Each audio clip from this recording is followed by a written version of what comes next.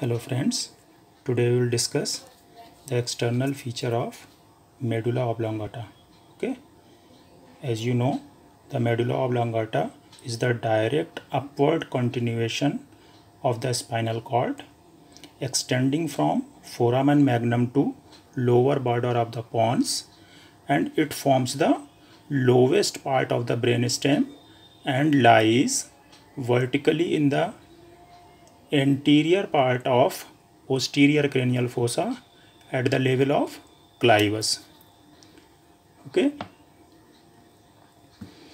now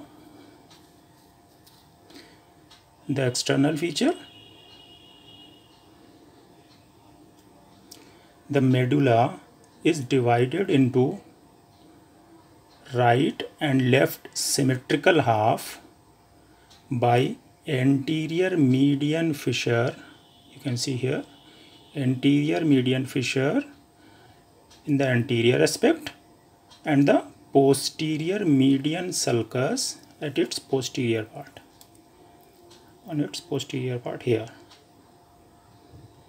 Okay, so anteriorly there is a anterior median fissure and posteriorly there is a posterior median sulcus.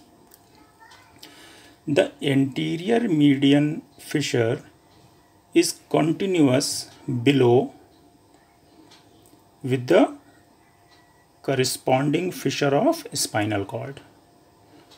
Okay, and above it ends at the level of pontomedullary junction in the form of foramen. You can see this is the foramen.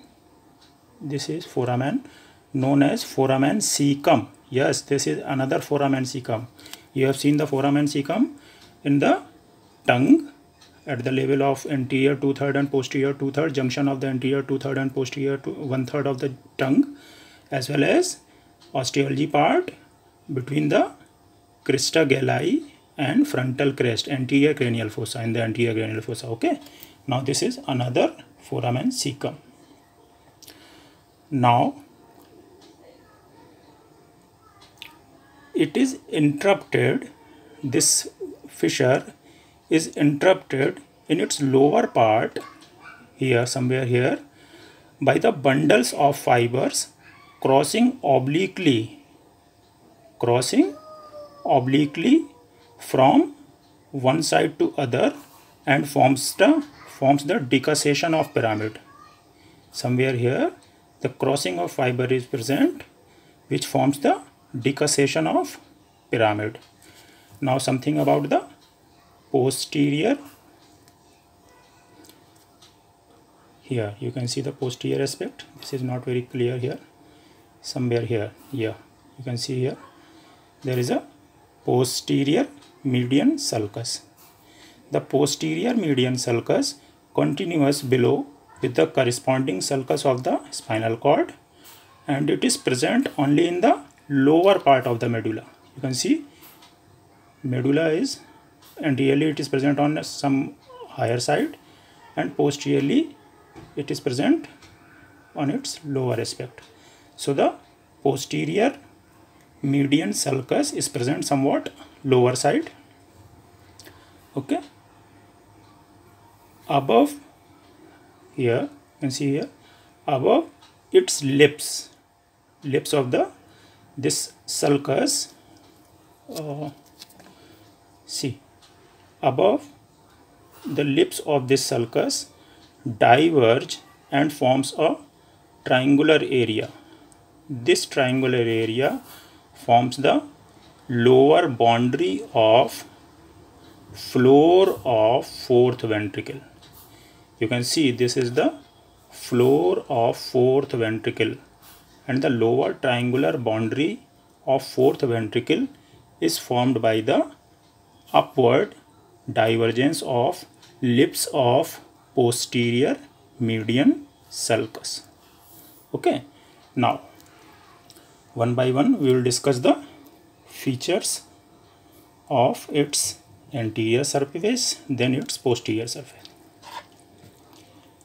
First of all, there is a pyramid. On either side of the anterior median fissure there is a pyramid. Here there is a pyramid on either side.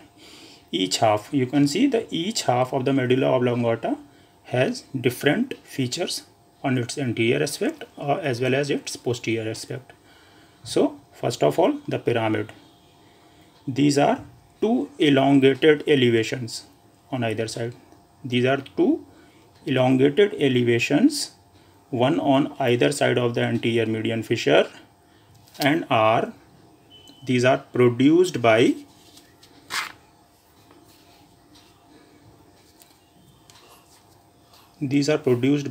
corticospinal fibers. Okay, these are the pyramidal fibers. Okay, one more thing is important. 75% of these fibers cross the opposite side. As I told you earlier, at the level of inferior aspect, the fibers crossed to each other and forms a pyramidal decussation. So the 75% of the corticospinal fibers crossed and forms a lateral corticospinal tract. Okay, 20% they do not cross and forms the anterior corticospinal tract, while the 5% they remains and goes with the lateral corticospinal tract. Okay, now second thing is obex. You can see the obex in this specimen clearly. This is the pyramid, and here you can see not obex, it is olive. Okay, this is olives. These are the oval elevation. You can see here, these are the oval elevation posterolateral to the pyramid, posterolateral to the pyramids, and are produced by underlying mass of gray matter called the inferior olivary nucleus. Clear? Now, between the pyramid and olivary nucleus, or you can say olive, here there is a anterolateral sulcus. Here, okay, between the pyramid and olive anteriorly there is a anterolateral sulcus here. By this anterolateral sulcus, rootlets of hypoglossal nerve passes. Okay, now after that, next to the olivary olives, there is a posterolateral sulcus. Here is a posterolateral sulcus. From this posterolateral sulcus, there is an emergence of 9th, 10th and cranial root of 11th cranial nerve. Okay, first of all pyramid, then olives, between the pyramid and olive anterolateral sulcus.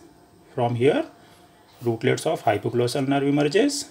Next to olive another sulcus, posterolateral sulcus. From this sulcus 9th, 10th and cranial root of 11th cranial nerve emerges. Clear? Now come to its posterior part. You can see in the posterior part of the medulla oblongata there is lower closed part and upper open part.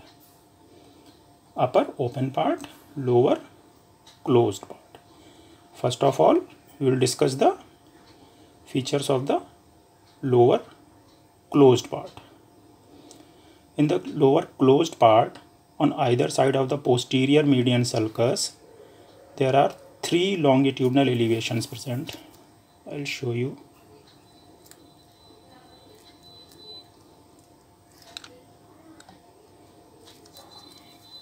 Okay, 3 longitudinal elevations. First is here, this is the fasciculus gracilis Next to this there is a fasciculus cuneatus, and after that inferior cerebellar peduncle. I'll repeat it. First is a fasciculus gracilis, next is fasciculus cuneatus, and next to this there is a inferior cerebellar peduncle. I am discussing the dorsal aspect of the medulla oblongata, lower closed part and upper open part. First of all, I am discussing the lower closed part. Okay. Now,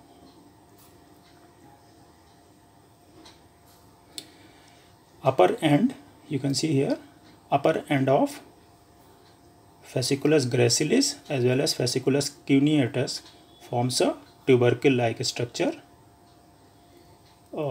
Okay. They forms a tubercle-like structure just because of the presence of, yes,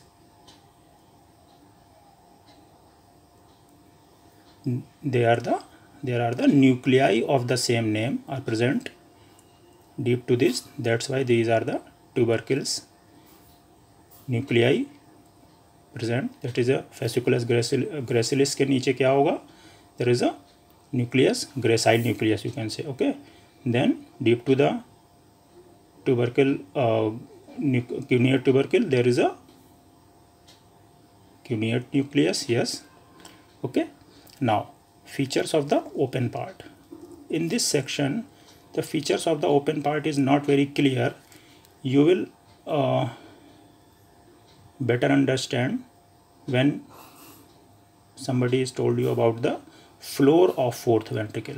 Okay, the lower part of the floor of fourth ventricle is formed by the upper open part of the medulla oblongata. In its upper part, you can see different features. There is a median sulcus. Here is a median sulcus. Okay, then there are different triangles. Here is the, on either side there is a triangle known as hypoglossal triangle. Lateral to the hypoglossal triangle there is a vestibular area.